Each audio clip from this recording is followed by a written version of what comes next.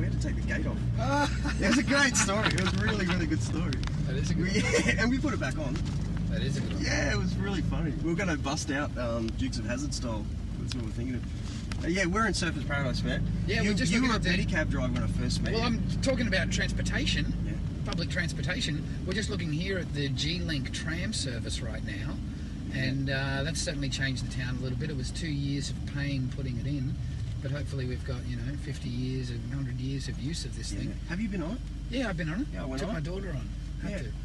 I'll be honest, I was negative towards the whole idea because I thought, why don't we have a monorail? Yep. I was hoping, because I lived in Surfers Paradise for 7 years, so I could imagine a monorail just skipping through town. I still think that a monorail would probably be a better idea. Me too. Me too. But we've got what we've got now, Yeah. and at least the town are using it a bit.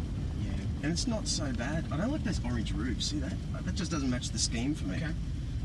I'm a bit funny like that. Like, orange, that looks like Brisbane stuff.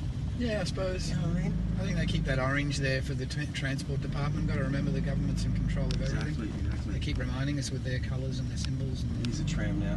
Yeah, so it is pretty cool. I'm just Well, we're going to do a video on there for Aussie Beach TV. Oh, yeah. We're going to have a tram party with bikini girls and corker boys, and we're just going to step onto the tram and we're going to turn our music up on our boombox, and everyone's going to dance in the tram. That'd be really cool. Wouldn't you love to be sitting on a tram that day when we got on? Yeah. Well, actually, that's really what it needs. I often thought, okay, we've got a tram. I thought, oh, geez, I wish they'd paint it a little bit more light blue, light gold, a bit more Gold Coast. I don't know if it's really, it is a really cheeseball thing. Like a dolphin-headed, you know what I'm saying? Well, like, mate, a little bit more fun in this damn town, you know? I got to tell you, the other day I was driving down the road and I've looked in the rear vision mirror and I had a huge, big duck following me. Yeah. Seriously, it was a duck with wheels, man. And I thought somebody had spiked my hot chocolate, mate. Yeah? I thought someone had mushrooms or something in the hot chocolate. You know what I mean? But no, seriously, there was a duck following me. It's called Quacker Duck. I went on that and it's an amphibious vehicle. And you went on that, and so you went in the water and everything. Yeah. It drives on the road and it goes in the water. This is the crazy transportation options we have here on the Gold Coast. And of course, you were talking about meeting me riding a pedicab, a bicycle taxi, a cycle rickshaw. Well, I did that in 27 cities around the world for 15 years and did everything I could to avoid getting a real job. And what a great way to get around, human-powered transportation.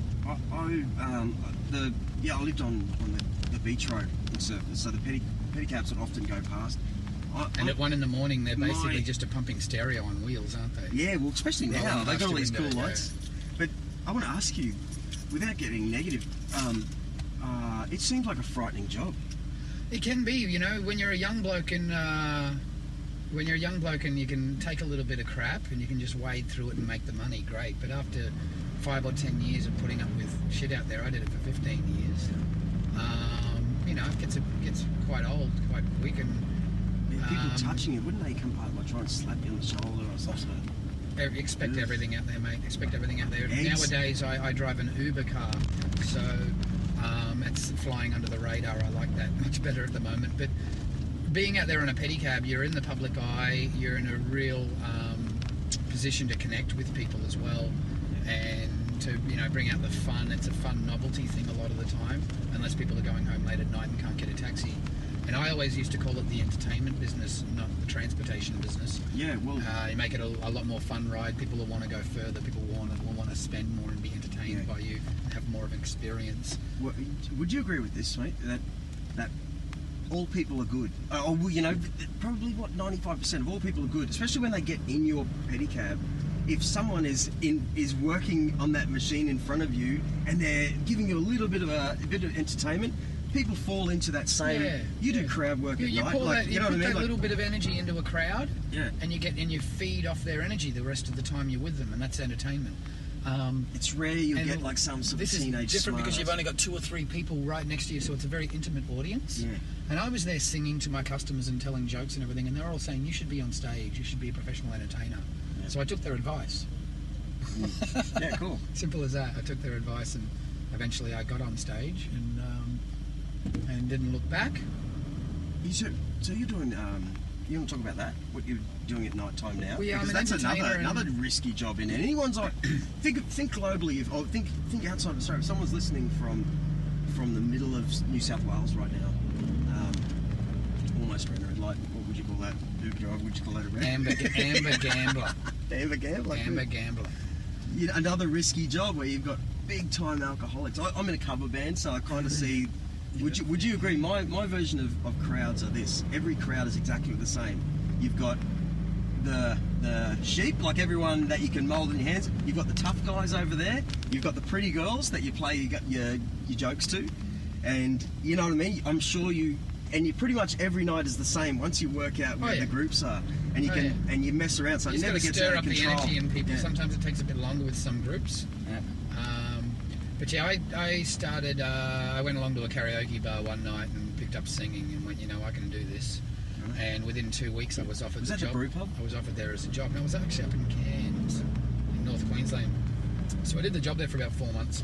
Came down here to the Gold Coast and started going along to the brew pub and got in with the karaoke host there, and he got me an interview for that agency. Hey, it's Scarlett Morgan, Penthouse Pet of the Year. Meet Markus Forest. We're doing a live podcast right now. How are you? Hey, Bikini Beach TV. Aussie Beach. Oh, damn it. I'll talk to you later. Oh, well, I've actually been meaning she was coming to the Quickie Pro to meet you, hey? That's really? Scarlett Morgan, Penthouse Pet of the Year for last year. Wow. Of the month. But she came down to see if she could be an Aussie Beach TV presenter. What do you think? Oh, mate, let's sign her up, buddy. Sign her up. Yeah, she's a great friend of mine. Does she have a bikini on underneath those clothes? Can she I'm sure she has. Do a quick little strip for me right now? A real sweetheart person that I've known. I always say when girls come to an interview, wear your bikini under your clothes. I think all Aussie girls should have their bikinis on under their clothes in the summertime so they can strip down at any moment. Yeah, I agree. But I actually agree. I get into the fact... I'm wearing my corkers underneath these pants right now. Beautiful. I'm not going to prove it. I'll be honest, mate. I know Corker is an Aussie Beach TV massive supporter, sponsor. They're great. I can't remember. I remember being 7 or 8 years old and wearing Speedos and going past. I'm talking 7 or 8 years old, young, still very young, and going, nah. I don't know about Speedos for my body shape. Isn't that funny? Isn't it? And from that day forward, this early inclination. But I think you've got to be in shape to pull it off. Oh, yeah, that's the point. And well, you're in shape now. You're training all the time, so you can get away with a lot more than you would have a few years ago. I'm just worried about the women just chasing me. You know what I'm saying? Mate, it happens. Yeah. Poor Jack Russell. He's got fingernail scratches down his back. Tell us about Jack Russell. Whenever we do an Aussie Beach TV show, Markus puts on he gets into character. He actually makes it it's really visual to watch. If you walk past an Aussie Beach TV you see that mullet? You've got this guy in a big blonde mullet with his cool sunglasses, and it's Markus in all that, doing all the filming. But he's Jack Russell, mate. How'd you get onto that? And it's a brilliant idea, is what I want to say. Yeah, well, I was emceeing, and the Aussie Bogan was coming out at me, and I threw on a mullet wig one night, and boom, Jack was born, cheeky little Jack Russell, and I just thought, you know what, this is the perfect guy to be the advertiser for the show, to be the marketer for the show, and I'm just going to do it in character, and I'm going to bring out, the Aussie larrikin. The Aussie larrikin lies dormant, sort of underneath us all, under our skin, a couple of inches, sort of thing, and we've been known for the Aussie larrikins, But it's a good way to disarm people. Like if you're in a character, I reckon Aussies are kind of pretty timid. Theatre beats the beast, they say. It takes theatre to beat the beast. So that's all I'm doing is I'm attacking these problems, these monster blob problems that we've got, and I'm chipping away with them with a little bit of humour and some pretty girls. And sometimes it's going to take something like that. We all have to take different modes of attack to bring down the bastards in this world. And that's what us activists do. So we all do it our own little way. And people may not agree with the way that I do it all the time, but they have to see that it sometimes does have an effect. No, I think it does work a bit sometimes. Well, my personal opinion is it's kind of why I'm doing podcasting, because I personally got tired of. I love music to death, but I can't listen to the radio anymore. It drives me nuts putting on my own CDs all the time. It just drives me insane. So if I was to work on a computer all day, I found myself going, I just can't listen to this radio format. All of a sudden, just hit me and I started to judge the thing. So then I you know, podcasting's been around for 8 years now or whatever more, but it's only just been discovered recently by me, and so I thought, this is beautiful. I can choose exactly what I want to see. So yeah, well, podcasting is basically the new talkback radio. Yeah. Well, you know, not always talkback. It's not that you've always got people calling in on these podcasts. Sometimes you do, sometimes you don't. But you've got these interviews happening, similar to what's happening now, and this is, you know, the new talkback radio, the new talk radio, and that's what everybody's downloading. You can get it on any subject you want, whether you want to talk football or whether I listen to my triathlon and cycling podcasts. Yeah, what are they like?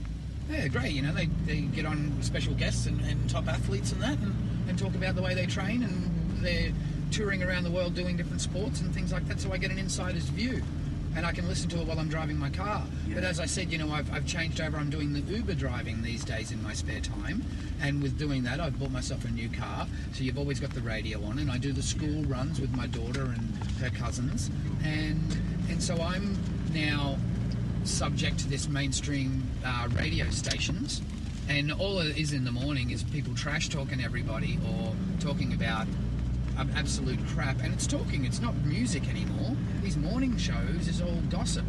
Yeah, and if you listen to it enough, you know that, okay, they've got 5 minutes before the news break. I can see that the time is getting up to the news break. They're just, these poor guys and girls, they're squeezing in their little couple of ads things for the here and a few comments there and a few more ads here, and there's no song in that 5 minutes. So I think, I'd like to think that you're on the brink of the new era, because I was surprised. Well, anyway, I was surprised just stopping for a Old Bloke Crossing. Where are we now? We're now Britannia Ave, and what do they still call this road? Esplanade?